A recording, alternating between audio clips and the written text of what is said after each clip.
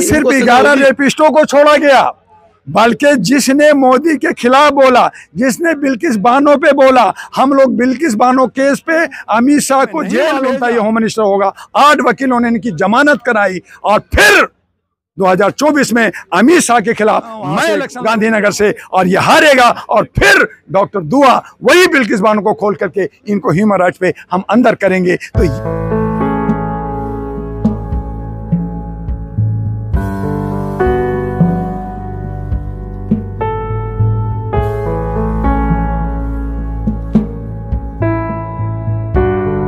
जय भीम नमोदय। मैं अरविंद कुमार अम्बेडकर प्राइम के माध्यम से मैं भी जंतर मंतर में हूँ और हमारे साथ हैं दुआ जी। और इस सरकार को ये दिखा दिया कि जो है एकता में क्या शक्ति है।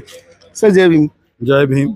सर अभी जो कि वर्तमान सरकार है और इसमें एक अभी केस हुआ था, अभी इलेक्शन से पहले जो भी 5 राज्यों के इलेक्शन हुए हैं उसमें एक रेप केस हुआ था बनारस हिंदू विश्वविद्यालय के अंदर। तो उस लड़की का गैंग रेप हुआ था। तो वो गैंग रेप करने वाले IT सेल के बंदे जो निकल के आ रहे हैं और वो भी वर्तमान BJP सरकार के, ऐसा क्यों है सर? आपके अम्बेडकर प्राइम को धन्यवाद करूंगा और आपके चैनल से 9 वर्ष का पूरे भारत के वासियों को मैं शुभकामना देना चाहूँगा।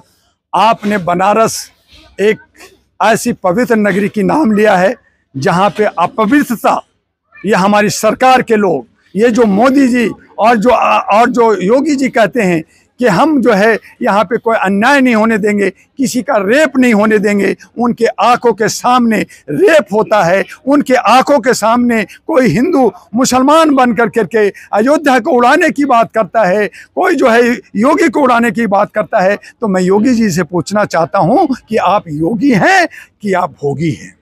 आपको ये सारी चीजें जो हरकतें हो रही है उत्तर प्रदेश के अंदर, अब अपने लोगों को बचाते हैं और दूसरे लोगों पे उंगली उठाते हैं और कहते हैं कि मैं सुशासन कर रहा हूं, आप कहते हैं कि मैं गुंडागर्दी खत्म कर दिया हूं, आप कहते हैं कि मैं सब पे बुलडोजर चला दिया है। तो फिर जो बनारस के अंदर जो रेप हुआ, उनके घरों में बुलडोजर क्यों नहीं चलाया? उनके लोगों पे बुलडोजर क्यों नहीं चलाया? जो लोग हिंदू मुसलमान बन करके अयोध्या को उड़ाना चाहते हैं, उनके घरों में बुलडोजर क्यों नहीं चलाया? तो आप दोगलापना कर रहे हैं, आप जनता को ठग रहे हैं, आप जनता को गलत दिशा दे रहे हैं। आपके उत्तर प्रदेश का 123 साधु सन्यासियों पे रेप का, भ्रष्टाचार का केस है, क्या आप उसके घरों पे बुलडोजर चलाया? उनकी आपने जमानत करवा दिया और वो मजे से रह रहे हैं। तो देश के अंदर कानून भी खत्म, संविधान भी खत्म, लोकतंत्र भी खत्म। और आप जब हमारे अंबेडकर कहता है, जब हमारा राजेंद्र प्रसाद कहते हैं, वो 32 किलो का जो संविधान अंबेडकर ने लिखा था, 264 पेज का जो ओरिजिनल संविधान, वो कहाँ गया? तुमने उसकी चोरी कर ली, अब EVM की चोरी कर ली। अरे तुम लोग चोर है, तुम पे FIR लॉज होता नहीं है, तुम जेल जाते नहीं हो, और जनता अगर बोलती है तो उनको मारते हो, उनको जेल भेज देते हो। और जो विपक्ष में कोई है तो उसको भी आपने पकड़ रखा है, उनको दबा रखा है। ED का, इनकम टैक्स का और CBI का डर दिखा करके आप उनको डराते रहते हो, मारते रहते हो। और कहीं ना कहीं कमोबेश एन प्रकार तरीके से आप सिर्फ और सिर्फ सत्ता के लोभी, सत्ता को भोगना चाहते हो। लेकिन जिस राम के नाम पे तुम राजनीति कर रहे हो, अगर वो राम के आदर्श को समझे होते, अगर वही राम भगवान तुम्हें जब सजा देंगे, जब तुम्हारे जो है हमारे आपके लाशों को ले जाएंगे मरे हुए, तो जमराज जी, तो आप जवाब क्या दोगे? उसके लिए जरा कुछ तो सोच के शर्म करो। तो बेटी बचाओ बेटी पढ़ाओ का मोदी जी बेटी बचाओ, अरे बेटी पढ़ाओ की बात किया, लेकिन बेटी पटाओ की बात किया उन्होंने। बेटी बचाओ, बेटी पटाओ और मेरे रूम में लाओ, यही काम किया उन्होंने। सबका साथ लिया और अपना विकास किया। उन्होंने क्या किया? किस जनता का विकास किया? हमें मुद्रा योजना 10 लाख दिया, हमें जो है कुछ दिया। आप जो है सारे जनता को 80 करोड़, और अगर 80 करोड़ गरीब है जिसको तुम 5 करोड़ अनाज देते हो, तो उसको एक सर्टिफिकेट दे दो ना, EWS का, इकोनॉमिक वीकर सेक्शन का सर्टिफिकेट दे दो, ताकि उसको फायदा मिले। लेकिन नहीं दोगे तो आप 5 किलो सड़ा हुआ अनाज दे करके आप जो है पूरा उसको खरीद लिया। आप सत्ता में लेना है, आपको भोगना है। आप सेल्फी बनाने के लिए 6 करोड़ 25 लाख खर्च करते हो। आप कहीं जाते हो 5 करोड़ 10 करोड़ खर्च करते हो, आपकी पार्लियामेंट के अंदर एक दिन में कई करोड़ खर्च होता है और वहाँ भी सेंध मारता है। तो ना हम पार्लियामेंट सुरक्षित है, ना हमारा देश सुरक्षित है, ना हम सुरक्षित हैं। तो आप किस बात पे गुमान करते हो कि मैं बलवान और मैं बब्बर शेर हूँ? अरे बब्बर शेर इंदिरा गांधी भी कहती थी, प्रदर्शनी थी, लेकिन एक बिहार का जयप्रकाश आकर के उनको जेल भेजा, कांग्रेस को खत्म किया। आज तुम हम में चूर हो, यही जनता तुम्हें उससे भी ज्यादा बड़ा सजा देगी। देखते रहो 2024 का चुनाव। तुम अगर ईवीएम से लड़ना चाहते हो तो हम ईवीएम को तोड़ देंगे, चाहे हमें जेल जाना हो। सर, जो इनके आईटी सेल के बंदे थे, उन्होंने यहाँ रेप किया। रेप करने के बाद उनकी पहचान कर ली गई। उस लड़की ने पहचान कर दी थी, लेकिन पहचानने के बाद भी उसके गिरफ्तारी नहीं की गई और उन्हें इलेक्शन कराने के लिए क्यों करेंगे? दिया गया। क्यों करेंगे जब बृजभूषण जैसे बंदा, जो हमारा अंतर्राष्ट्रीय ओलंपिक का बंदा, साक्षी पुनिया, सब काफी हंगामा किया और उन्होंने धरना प्रदर्शन किया और उन्होंने पैसे देके पार्टी ने उसको क्लीन चिट दे दिया।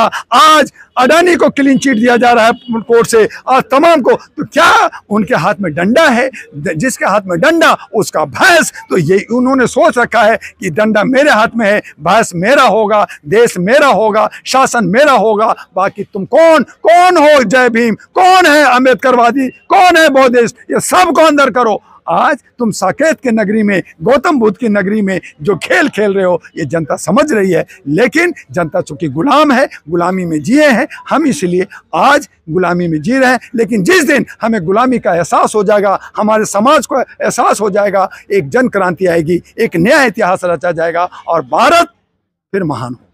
सर, जैसे कि जो है गुजरात के केस में 11 रेपिस्टों को जो छोड़ दिया गया था, उनके फूल मालाएं पहनाई गई थी, तो अभी क्या जो ये 3 रेपिस्ट पकड़े गए? ना सिर्फ 11 रेपिस्टों को छोड़ा गया, बल्कि जिसने मोदी के खिलाफ बोला, जिसने बिल्किस बानो पे बोला, हम लोग बिल्किस बानो केस पे अमित शाह को जेल भेजा। हमें नहीं मालूम था ये होम मिनिस्टर होगा। 8 वकीलों ने इनकी जमानत कराई और फिर 2024 में अमित शाह के खिलाफ मैं इलेक्शन लड़ूंगा वहां से, गांधीनगर से, और ये हारेगा। और फिर डॉक्टर दुआ वही बिल्किस बानो को खोल करके इनको ह्यूमन राइट्स पे हम अंदर करेंगे। तो ये इनके, मैंने कहा कि इनके हाथ में डंडा है, इनके पास सत्ता है और सत्ता में इतना गुमराह है कि ये सारे सिक्योरिटी तमाम एजेंसियां, चाहे CDBD, इनकम टैक्स, सब इनको अपने हाथ में ले रखा है। तब मैंने कहा कि ये 3M पे काम कर रहे हैं। मनी, ये दौलत का जो है डर दिखा रहे हैं लोगों को,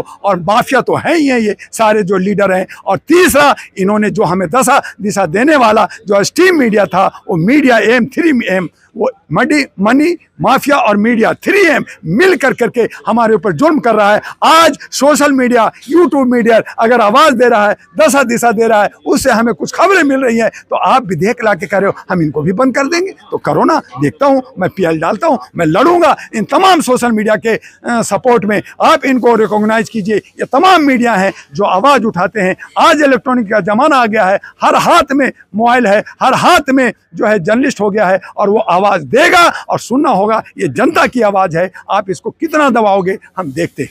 आएगी 2024 में, हमारी गलती से आएगी। अगर हमने गलती नहीं सुधारा, अगर बहुसंख्यक नहीं सुना, मेष राम, काले राम, फलना, ये बहुत सारे लीडर हैं, अगर इन्होंने ईगो छोड़ करके एका नहीं दिखाया तो आएगा। तो हमारी गलती हुई ना, उसी का तो मोदी जी कहा कि तुम्हारी गलती से जीत रहा हूं। तो हम इसको कोशिश कर रहे हैं कि नहीं आए, और इसीलिए कहा कि 2024 का चुनाव बहुत दिलचस्प होने है और हर हालत में मोदी को जाना पड़ेगा और हम लोग को मिलकर के हराना पड़ेगा। साथियों, सर की जो है बातों से आपकी क्या राय है? आप इनकी बातों से कितना सहमत हैं? इसके बारे में कमेंट्स करें। हमारे चैनल को सब्सक्राइब करें, वीडियो को अधिक से अधिक लाइक शेयर करें। धन्यवाद। नमोदय, जय भीम, नमस्कार।